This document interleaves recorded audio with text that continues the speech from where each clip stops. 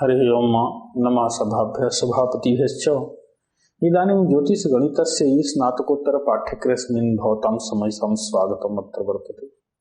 अयि भो मित्राणि, भवन्तः जानन्ति यत् भवतां समक्षम् इदानीम् अहं तावत् सप्तमं पत्रेऽस्मिन् केतकी ग्रहगणितस्य तावत् एकादशः यः पाठः वर्तते पञ्चाङ्गगणितम् अर्थात् पञ्चाङ्ग साधनम् तदुपस्थापयामि।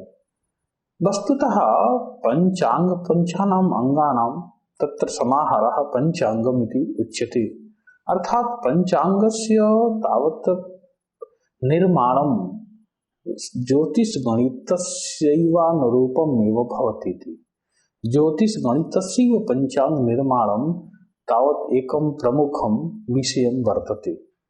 तस्य ज्ञानं कथं स्यात्, पंचांग गणितं तावत् कथं कर्तुं शक्यते, एतादृशानां बहूनां पंचांग जनित विषयाणां संग्रहो अत्र वर्तते, यस्य अध्ययनम् अस्माभिः कर्तुं शक्यते। पश्यन्तु, प्रत्येकस्यापि पाठस्य कानिचित् उद्देश्यानि सन्ति। उद्देश्यम् अधिकृत्य यदि विचार्यते चेत् किं भवति, पंचांगस्य प्रयोजनं स्वरूपं च सारल्येन ज्ञातुं क्षमो भविष्यति। पंचांग निर्माणे तस्य गणितस्य प्रयोगे वा कुशलो भविष्यति। एवमेव पंचांग प्रतिपादने तावत् कुशलो भविष्यति। एवं तत्र एतादृशाः बहवः विषयाः अत्र सन्ति, येषां परिज्ञानम् अस्माभिः अवश्यमेव करणीयम् इति भवति। अयि बहु मित्राणि, यदि परिचयः उपस्थाप्यते पाठे किं किम् अस्ति, कथं तावत् एतस्य वैशिष्ट्यं किमिति, तर्हि पंचांगस्य ये केऽपि संस्करणीयाः विषयाः सन्ति, येषां संस्कारो अस्माभिः कर्तुं शक्यते, ते सर्वेपि सकारणं प्रयोजनसहितम् अत्र प्रतिपादितं वर्तते। एवमेव पंचाङ्गगणितस्य आधारभूत रविचन्द्रयोः स्पष्टीकरणं, गतिस्पष्टीकरणं च सोदाहरणम् अत्र विस्तरेण वर्णितम् अस्ति। एवमेव तिथि कर्ण नक्षत्र बार योग एतेषाम् आनयनं कथं कर्तुं शक्यते, एतत् सर्वम् अपि समासेन अत्र तावत् वर्णितं वर्तते इति। यही भो मित्राणि, अनेनैव प्रकारेण पाठे सारांशिका एवं अन्यत् यद् वैशिष्ट्यं वर्तते तं तादृशानां समेषां पारिभाषिक पदानां संग्रहोऽपि यत्र कृतं वर्तते, येषां माध्यमेन पाठजनित विशेष स्थलस्य ज्ञानं, विशेष पदस्य स्फुटीकरणम् अस्माभिः कर्तुं शक्यते। सिद्धांत ग्रन्थानुसारेण कर्णग्रन्थस्य निर्माणं भवति, भवन्तः सर्वेपि जानन्ति। कर्णग्रन्थस्य यद् वैशिष्ट्यं वर्तते तद् वर्तते यत् सारल्येन कार्यस्य संसिद्धिर्जया रीत्या भवेत्, तदेव कर्णग्रन्थम् इति। वस्तुतः तदाश्रयेण पंचांगकर्तारः प्रचलित पंचांगं रचयन्ति। इदानीमपि तिथि वार नक्षत्र जो कर्णेति पंचांगस्य प्रधान अवयवाः सन्ति। एतद् विषयम् अधिकृत्य यदि समुपस्थापितं गणितं पंचाङ्गगणितं भवति इति। अस्य गणितागत निर्माणस्य तावत् प्रकारौ द्वौ प्रकारौ स्तः। प्रथम प्रकारः कर्णग्रन्थ निर्दिष्टः, द्वितीयश्च तावत् बापुदेवोक्त आधुनिक प्रकारः। तत्र सोपपत्तिकः सरल गणित सहितः इदानीं भवतां समक्षं तावत् उपस्थाप्यते। अयि बहु मित्राणि, शास्त्र विहित धर्म कर्म फलं पूर्णातिशयस्य जनको वस्तु भवतु, एतदर्थं शोधकालयुक्तं व्रतोपवासादिकं सूतक चिकित्सादिकस्य च निर्णयः पंचाङ्गेनैव अद्यापि अस्माभिः कर्तुं शक्यते, क्रियते वा। तथा च अन्यत् किं भवति, जातकानां भाग्यकर्मादिफलस्य ज्ञानम् अपि पंचाङ्ग आश्रित जन्मपत्रेणैव भवति। अत्र जन्मपत्रे जन्माङ्गं तु नूलं लग्नबलाश्रितं भवति। अतएव तल्लग्नायनं तथा च तज्जनित वैशिष्ट्यस्य परिणामस्य अंकनम् अपि अस्माभिः कर्तुं शक्यते। वस्तुस्थितिः किं भवति तावत्, इष्टकालः भयात् भवोग तत्कालिक ग्रह स्पष्टीकरणं च पंचांगे नैव तावत् किं ज्ञायते तावत् किं त अस्माभिः अन्विष्यते यत् यात्रा विवाहोत्सवादीनां मुहूर्तस्य आनयनम् अपि पंचांगस्थ तिथि नक्षत्र वार योग करणाश्रितो वर्तते। एतदर्थं पंचांगस्य गणितं महत्वपूर्णं तावत् भवति इति। अथ अत्र तिथीनां रविचन्द्रयोः स्फुटगत्यन्तरेण भाजित स्फुट रविचन्द्रस्य रास्यादि भोगांशान्तरं स्यात्। या तिथि सूर्योदय द्वे दृष्टो भवति सा अधिका तिथि स्यात्। तत्र तस्य तिथि वृद्धिः इति संज्ञा भवति। यस्याः तिथेः व्याप्तिः सूर्योदये न स्यात् सा क्षय संज्ञको भवति इति। तस्य क्षय तिथि इति संज्ञा अस्माभिः लोकेषु दीयते। अनेनैव प्रकारेण नक्षत्रजो करणमपि वृद्धि क्षयौ ज्ञेयौ। वस्तुस्थितिः किं भवति तिथिमानस्य अर्धमान तुल्यं करणमानं भवति। एवं प्रत्येके पक्षे तावत् 15 तिथयः सप्त चलकरणानि एवं च 4 स्थिरकरणानि भवन्ति। एवमेव तावदेषां तावत् विवरणं मया काले न दास्यते। इदानीं तिथीनां यदि तावत् चर्चा क्रियते भवन्तः जानन्ति एव। प्रतिपद द्वितीया तृतीया चतुर्थी पंचमी प्रभृतयः तावत् अन्ते अमावास्या पूर्णिमा वा कृष्णपक्षे अमावास्या भवति शुक्लपक्षे पूर्णिमा। एवमेव करणानां यदि चर्चा क्रियते चेत् किं भवति बब्बालौ कौलौ तैतिल गड़बड़ी बिष्टि अर्थात् एतस्यैव अपरनाम भद्रा अपि भवति। सप्तचलकरणानि सन्ति। एवं शकुनि चतुष्पद नाग स्तुघ्न प्रवृत्तयः 4 स्थिरकरणानि सन्ति। नक्षत्रपदेन किम् अवगम्यते तावत् नक्षत्रं नाम चन्द्रेण स्फुटगत्या भुक्तो चन्द्र नक्षत्र विशेषस्य कालात्मकं मानं भवति। चन्द्र नक्षत्र मानम अथवा यस्य ग्रहस्य नक्षत्र मानं तस्य गतगम्य कालस्य ज्ञातुम् अभीष्टं स्यात् तस्य स्फुटकला 800 शतकेन विभज्य नक्षत्रमानं सारल्येन अवगम्यते।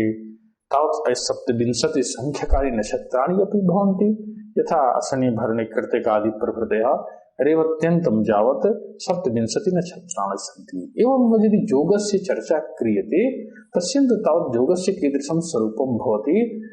योगमानं तु रविचन्द्र गति योगेन तावत् निष्पद्यते। एवमेव योगस्य यदि परिकल्पना क्रियते चेत् किं भवति 27 योगाः अपि भवन्ति। तावत् यदा योगमानस्य गणना क्रियते चेत् किं भवति रविचन्द्र गति योगेन तावत् स्फुट रविचन्द्र भोगांशस्य योग कला अस्ति तस्य योग एव संज्ञा भवति। एवं ये योगस्य यदि विचारः क्रियते चेत् 27 योगाः अपि सन्ति। निष्कुम्भ प्रतिरायुष्मान् सौभाग्य शोभनाविद अतिगन्धः सुकर्माख्यो धृतिसूरभिधान प्रभृतयः 27 योगाः। एवमेव सर्वाणि तत्त्वानि रविचन्द्रमसु स्फुटगतौ आश्रितौ स्तः यदि विचार्यते चेत्। अतः स्फुट रविगति साधनं तु अन्यद् गृहीत्वा अत्र पंचांगस्य संसाधनं तद्वशात् गतीनां संसाधनवशात् च पंचांगस्य संसाधनं कर्तुं शक्यते। अत्र गति संस्काराः कथं सन्ति चन्द्र गतेश्च्युतिफलस्य तावत् पूर्वं निर्धारणम् आचार्येण कृतम् इति। पश्यन्तु तावत् च्युतिफलं तावत् कथं निर्धारितं वर्तते। ऋणं तिथि तिथीन्द्र वा सवभवान् षड्वेदभू अथ अकला अथ धनं कुबेद हयन नंद रुद्रास्तथा त्रयोदश चतुर्दशाथ किल षोडशात्रिः स्थितः फलं दिनगतेर भवेद हिमकरस्य केन्द्रच्युतात्। ये पश्यन्तु तावत् कीदृशं तावत् आलेखं भवतां समक्षं दृश्यते।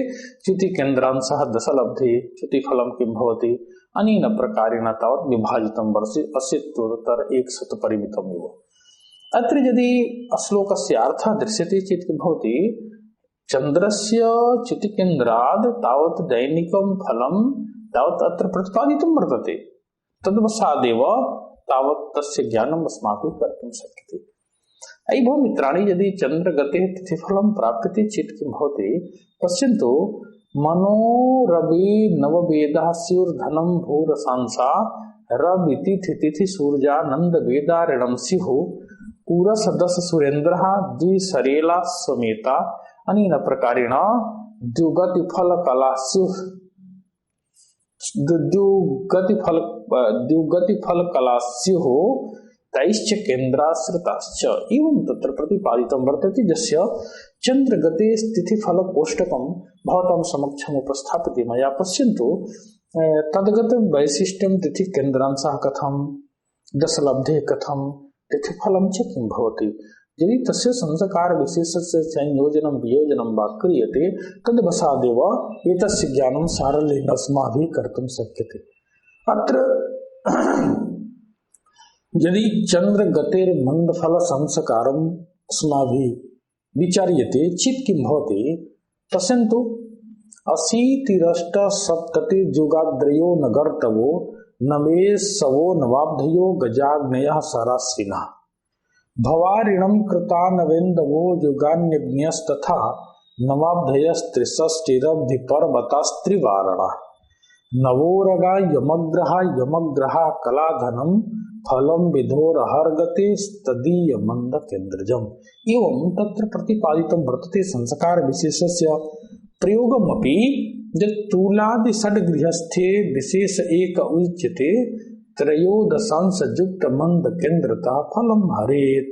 एवं अत्र प्रतिपादितं वर्तते यस्य श्लोकस्य अर्थः भवतां समक्षं तावत् दृश्यते जुगार् अर्थात् जुगपदेन चतुर्द्रिपदेन सप्त 80 पदेन 80 अष्ट अर्थात् अष्ट सप्तति अर्थात् सप्त नग अर्थात् सप्त ऋतु अर्थात् षड् अनेन तावत् अंकानां वामतो गतिक्रमेण यादृशी परंपरा अंक परिज्ञान ज्योतिष शास्त्रे प्रतिपादिता वर्तते परंपरया तामाधारीकृत्यैव त्रंक माध्यमेन गतिफलं वर्णितं वर्तते तस्य संसाधन विधिरपि प्रतिपादितं वर्तते। इदानीं यदि वासना विचार्यते चेत् तुलादि रसि षट्के यद् अभीष्टं भवति तद् मेष षट्के गतं फलं भवति। तस्य गम्यत्व संपादनाय तुला षट्के स्थिते मंद केन्द्रे चंद्र दिनगति तुल्यः 13 भागा प्रक्षिप्यन्ते ततः तस्य षड्वाल्टीकरणेन अभीष्ट फलस्य लाभो भवति। यथा चंद्रगते मंद फल कोष्टकं भवतां समक्षम् उपस्थापितमस्ति पश्यन्तु कथं दृश्यते मंद केन्द्रांशः दशलब्धि मंद गतिफलं मंद केन्द्रांशः एवं प्रकारेण केन्द्रांशवशात् लब्धिवशात् च मंद गतिफलम् अत्र प्रतिपादितं वर्तते। अस्य यदि उदाहरणं दृश्यते पश्यन्तु यदि च्युतिकेन्द्र राशि गृहीतमस्ति पुनः षड्भाल्पच्युतिकेन्द्र राश्यादिवशात् दशभिर्विभज्य च्युतिफलकला अस्मादुत्तरकला गुणनभाजनादि क्रिया विशेषेण चावच्युतिफलकला 14 प्राप्यते। एवमेव अस्माद् उत्तरकला 12 तयोः अंतर्वशात् परिशेषेण गणयित्वा 10 विभज्य यत् फलं संस्कृत्य अस्माभिः परिज्ञायते तत्तिथिफलकला भवतां समक्षं दृश्यते।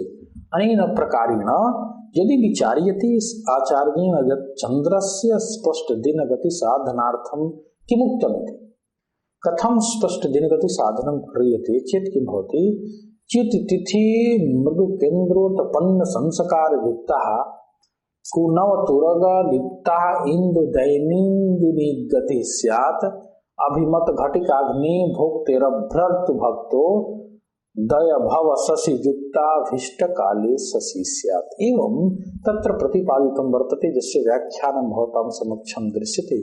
इदानीम् उदाहरण माध्यमेनापि अत्र भवतां समक्षं सर्वमपि उपस्थापितं वर्तते। पश्यन्तु चन्द्रगतिश्च्युतिफलं किमिति तिथिफलं मन्दफलं आभीश्चन्द्रस्य मध्यम दिनगतिः एवमेव अनुपातिको यदा क्रियते अनुपातः त्रैराशिक संबंधवशात् तद्वशात् षष्ठ परिमिते इष्ट घटी लभ्यते तदा स्पष्ट दिनगति फल प्रमाणैः किमिति फलं प्राप्यते।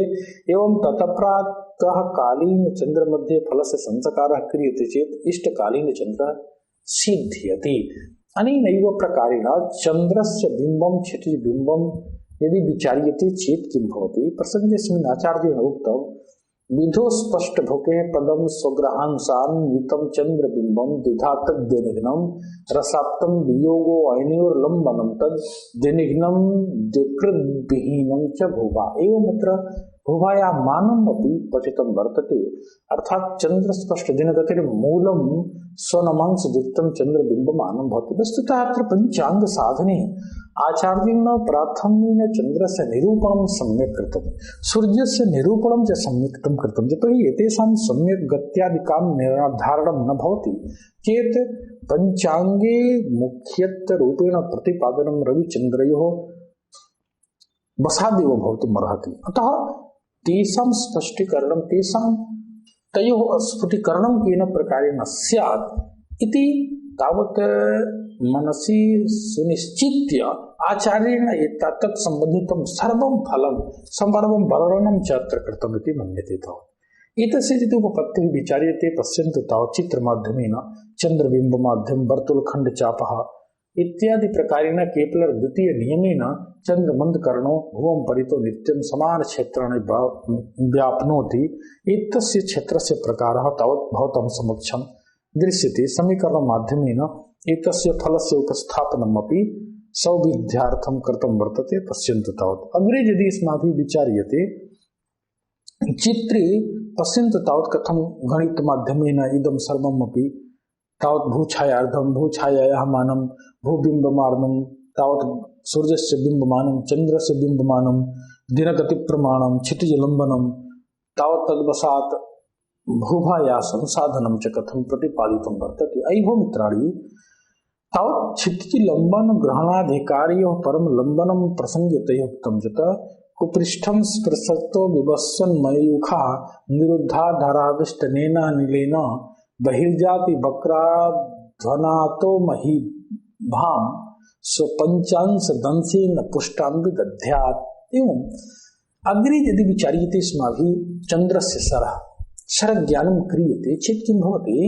वेदाक्षा गतिमार्गणा नवकृता वेदार्णवा गोगुणः खरामास्त्रिकराश्चतुर्दशसरा लिप्तः किलांसाभ्यगोः अब्जादोर्दश भाग संख्य कयुतिः शेषा हतैस्याद्दलाद् दिग्भक्ता कलितान्विता विधुसरास्तद्दिग्व्योर्गोलदिक्।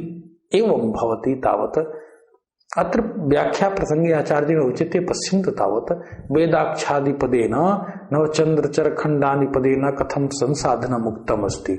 अग्रे यदि अस्माभिः विचार्यते यत् तावत् एतस्य उदाहरणं किमिति कथं च, तर्हि उदाहरणमपि अत्र प्रस्तुतमस्ति येषां माध्यमेनैव तावत् चन्द्रस्य सरसाधनं कर्तुं शक्यते। इदानीं चन्द्रसरे तावत् सूर्यापकर्षणं संस्कार विशेषस्य तावत् अध्ययनं क्रियते।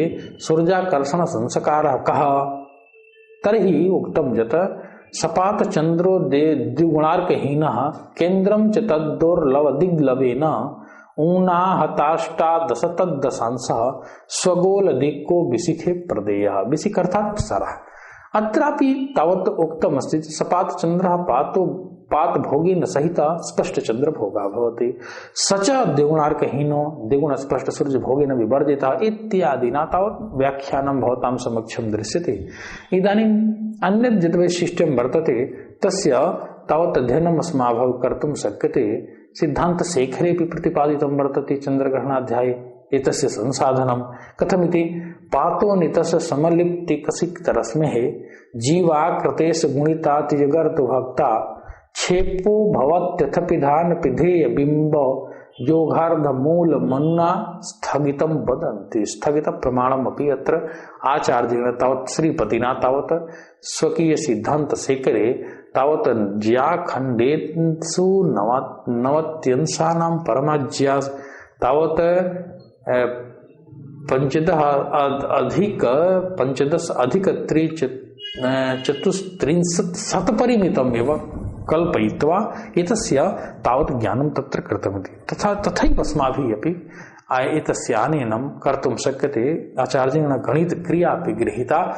तत् बहवः विषयाः विचारणीयाः सन्ति, येषां चर्चा अत्र समीव अस्माभिः करणीयं। सरस्य आकर्षण विषये चंद्र ग्रहण प्रसंगे च उक्तम आचार्येण वा सर्वरी सग्रहण प्रसंगे सरह स्वेदाग्निलवो नितः सन स्पष्टो भवे तद व्यतिरिक्त काले स्पष्ट सरह पूर्वदेव साध्य एवमत्र बहुविधम तावत् वर्णनम आचार्येण कृतम अस्ति।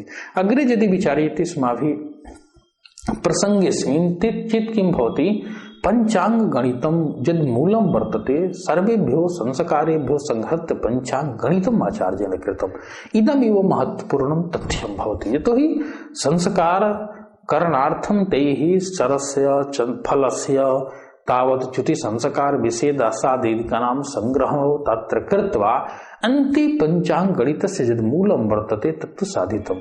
तत्र उक्तं यत् भक्ता व्यर्क विधोर्लवा यमकुभिर्जातास्तिथि स्यात् फलम् शेषं यातमिदं हरात् प्रपतितं भोग्यं बलिप्तास्तयो भुक्त्योरन्तर्भाजिताश्च घटिका जाते स्यकाः स्युः क्रमात् पूर्वार्धे कर्णं बबाद्गदतिथि दिग्नदृतष्टा भवेत् तत्सैकं त्वपरे दलेत शकुने स्युः कृष्ण भूतोत्तरा दर्धाचाथ विधोश्च शार्कसितगोर्लिप्तः खकाष्टोद्धृतः यातेस्तो भयुति क्रमात् गगनसड निघ्ने गतैस्य तयोर इंदोर भोक्ति हृते जवैक बिहृते यातैस्य नाड़यः क्रमात् कीदृशं तावत् आचार्येण तावत् वर्णितं वर्तते पश्यन्तु तावत् करलाघवे सम्यक्तया इदं पंचांगस्य साधनं पश्यन्तु कीदृशी व्याख्या वर्तते यमकुंभि द्वादशभिः कहा तव्यर्क विधो एतादृशः तावत् अर्कः तावत् अर्थात विधुना विशोधितो अर्कः स्याद् रास्यादि रविणा रास्यादि चंद्रः हीनो तदा रास्यादि रविचंद्रांतरस्य लवः यदि किं क्रियते यदि द्वादशभिः विभज्यते चेत् फलं किं जातः तिथेः भवति।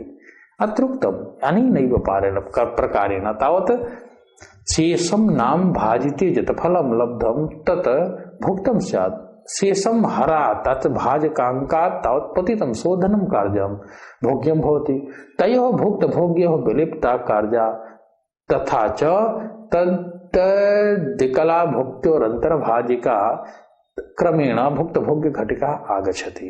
एवं तत्रलिखितं गततिथि द्विगुणितं कृत्वा आद्रिभिः तष्टये तदा करणानि सन्ति। एवं यदि एतस्य अनेन प्रकारेण एतस्य तावत् तिथि नक्षत्र जो करणानां संसिद्धि अत्र कृता वर्तते। अग्रे यदि विचार्यते अस्माभिः पश्यन्तु सार्कशीतगो इति पदेन किम् उक्तं यत् रस्यादि सूर्ययुक्त चन्द्रस्य लिप्तः कार्यः ताः कला यदि खकाष्टयो अर्थात अष्टशतेन उद्धृताः सन्ति भवति अर्थात नक्षत्र भवति अनेन क्रमेण युति तावत् योजने सति किं भवति योगस्य निर्माणो भवति यदा अष्टशत परिमितं योगः भवति तदा एकस्य योगस्य एवं योगाद् योगस्य निष्पत्तिः भवति। अत्रापि गतैस्य तावत् गतैस्य अंशादिमानेन भुक्तभोग्यांश वशेन भुक्तभोग्ययोः घटिकयोः संसाधनं सारल्येन अस्माभिः कर्तुं शक्यते। तद्वशाच्च एतयोः संसाधनं भवतीति। एवं तिथि साधन विषये किमुक्तं आचार्येण विगतो अर्को यस्मादसौ व्यर्कः एवं विधश्चन्द्रः स्पष्ट रविणा हीनश्चन्द्र भावः भवति तस्य लवः तावत् त्रिंशतः संगुण लब्धा भागा ग्रह्यते भागा जमुकभिः द्वादशभिः भक्ता सन्तो फलप्रमाणे आगता जाता भोक्ताः तिथया शुक्ल प्रतिपत्ता एव संभवन्ति तद्वशात् थे ज्ञानं भवति तस्यापि भुक्त भोग्यांश वशात् भुक्त भोग्ययो घटिकयोः संसाधनं कर्तुं शक्यते हर्षेशं यातमिदं हरात् प्रपतितम् इत्यादि प्रकारेण अन्येषु तावत् सिद्धांतेषु परंपरासु पंचांग आनयनस्य या परंपरा प्रतिपादिता वर्तते सा एव परंपरा अत्रापि गृहीता वर्तते। कर्ण साधन प्रसंगे यथा सप्तचल करणानि चत्वारि तावत् स्थिर करणानि सन्ति तद्वशात् तावत् एकादश कर्ण ज्ञान वशात् तावत् किं भवति अस्माभिः तावत् प्रत्येकस्मिन् तिथौ कर्णद्वयं निष्पद्यते अतस्मादेव कारणात् तावत् बब्बालौ गौलौ प्रभृति करणानां ज्ञान प्रसंगे उक्तम यत् तिथ्यर्धम करणम स्मृतम एवं तिथ्यर्धमानं यद्यावत् भवति तावत् एकस्य करणस्य एवं यदि स्थिर करणानि सन्ति तेषां विषये किमपि विशिष्टं ज्ञानमिव प्रतिपादितं चतुर्दशी जास्तसिनावेहिना तदर्धभागे शकुनर्दितीये इत्यादिना अत्र करणग्रन्थेऽपि इतस्य समायोजनम् अस्माभिः कर्तुं शक्यते। यदि नक्षत्र योगयोः साधनं क्रियते तस्मिन् प्रसंगेऽपि आचार्येण उक्तं यत् नक्षत्रस्य संसाधनं कथं करणीयं, कथं वा योगस्य संसाधनम् अस्माभिः कर्तुं शक्यते, एतत् सर्वमपि यत्र समाहितं वर्तते। उदाहरणं दृश्यते अस्माभिः, पश्यन्तु उदाहरणम् अत्र एक तिथि संसाधनं क्रियते चेत् किं भवति, चन्द्रात् सूर्यं विशुद्ध द्वादशभिर्विभाजिते सति याति तिथिः भवति। यात शेषं यदि द्वादशभिः विशुद्ध गृह्यते ऐसे वर्तमान तिथे ऐसे भागो भवति तर्हि अनुपातः यदि गत्यन्तरैः षष्ठ परिमितं तदा ऐसे भागैः किमति एवं गत्यन्तरैः षष्ठ परिमितं घटिका प्राप्यते तदा यात शेष घटिक अंशैः किमति यात एवं ऐस्य यात घटिकयोः सम्मिल्य पूर्णं मानं तिथिर्मानं भवति। एवं एव नक्षत्रमानम् अपि भवति। यदा स्पष्ट ग्रहस्य कलात्मकं मानम् अष्टशतभिः कलाभिः विभज्यते चेत् किं भवति, गतनक्षत्राणि भवन्ति। पुनः अष्टशतभ्यो विशोध्य गतनक्षत्रस्य यत् शेषं वर्तते तस्मात् ऐष्यमानं भवति। तन्नक्षत्रस्य गतशेषमपि भवति ऐष्यशेषमपि भवति। तदवशात् अनुपातः क्रियते। यदि स्पष्ट ग्रहगतौ षष्ठी घटिका लभ्यते चेत् गतमाने ऐष्यमाने वा किमिति तदवशात् तस्य संसाधनम् अस्माभिः कर्तुं शक्यते। एवं योगस्य संसाधनं पश्यन्तु, यदि रविचन्द्रयोः योग कलायां कलात्मकं योगमानं यदा 800 परिमितं भवति तदा एकस्य योगस्य निर्माणं भवति। तर्हि योगस्य गतशेषम् ऐष्यशेषम् अपि तथैव आनीयते योगवशात्। परन्तु अत्र स्पष्ट रविचन्द्रयोः योगवशात् पुनः यदि अनुपातः क्रियते भोग्य घटिकायाः तर्हि किं भवति, स्फुट गतियोगे यदि षष्ठ घटिका प्राप्यते तदा ईशमानैः किमिति अनेन प्रकारेण ऐस्य भोक्त घटिकयोः संसाधनं कर्तुं शक्यते। तिथ्या तावत् करणस्य संसाधने भी पश्यन्तु, भोक्ततिथिमानं भोग्यतिथिमानं संयोज्य तावत् द्वाभिः विभज्यते तर्हि भोक्त घटिका अन्तरं क्रियते पूर्वार्ध घटिका भवति। एवं पूर्वार्धे कर्ण विशेषे तावत् एकं संयोज्य अपरार्ध करणं भवति। अत्र भवतां समक्षम् उदाहरणम् अपि यथा पूर्वं मानं स्वीकृतम् अस्ति तद्वशात् चन्द्र रवि चन्द्रयोः परिज्ञानवशात् तिथे साधनं, नक्षत्रस्य साधनं, योगस्य साधनं, कर्णस्य च साधनं सारल्येन अत्र कृतं वर्तते। अतः अस्माभिः अवश्यमेव एतस्य अध्ययनं तावत् करणीयम्। अयि भो मित्राणि, अत्र पाठेऽस्मिन् सैद्धान्तिक विषयस्यैव चर्चा मुख्यत्वेन तावत् अस्माभिः कर्तुं शक्यते।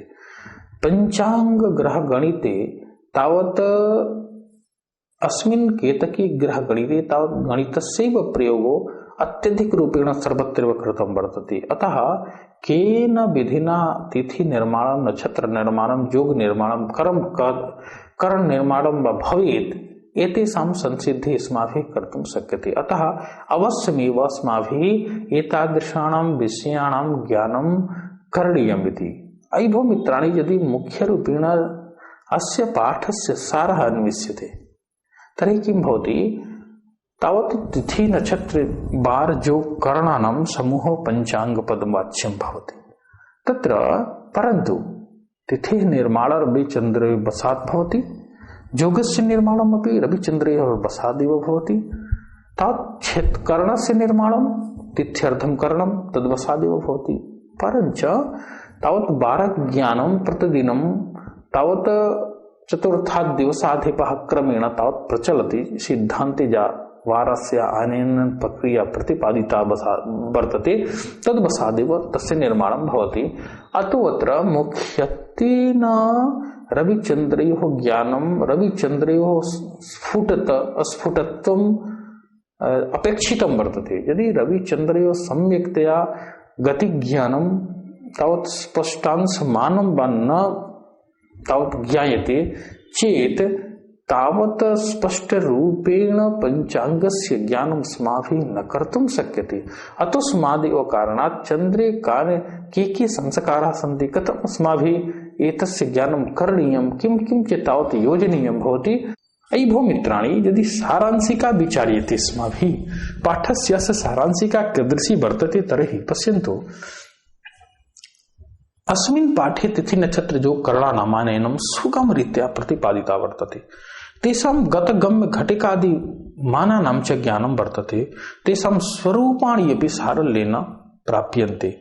धर्मकृत्यादिषु शुद्धकालस्य निर्णये तिथि नक्षत्र योगानाम् आवश्यकता भवति। अत एवास्य गणितोपक्रमः अस्मिन् पाठे सोपपत्तित्वं सूक्ष्मरीत्या च प्रदर्शितः वर्तते।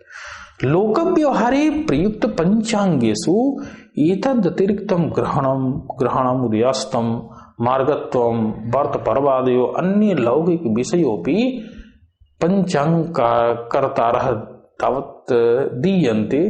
तेषाम् आनेनेपि अयं पंचांग गणितम् अतीव महत्वपूर्णं तावत् परिगणितं वर्ते, सहायक रूपेण कार्यमपि करोति। अतः अवश्यमेव एतस्य पाठस्य अध्ययनम् अस्माभिः करणीयम्।